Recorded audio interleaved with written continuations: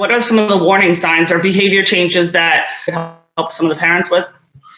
I think behavior and attitude, right? And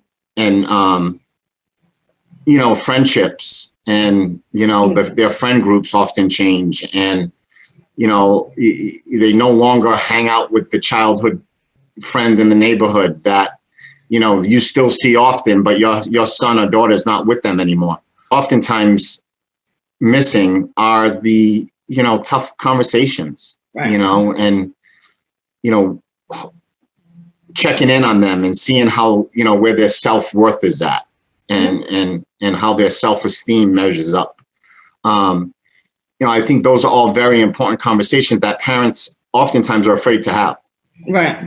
Yeah, we work a lot with middle schools. We've been touching a lot with and trying to get those conversations early on. We have to talk about where their journey began. Right.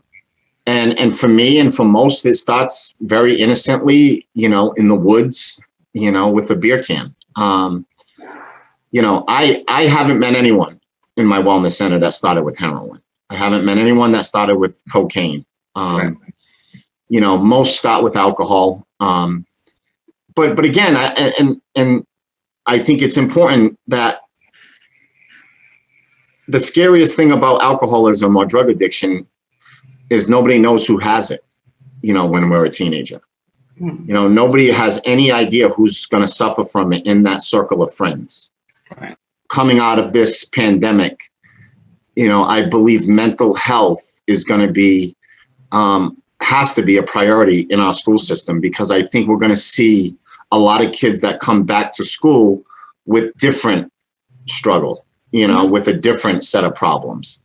That transition is going to be much more difficult for some students. And what are we going to do to support that? And do we have the infrastructure in place to support that? And I would say, no, we don't. And that's the sad thing.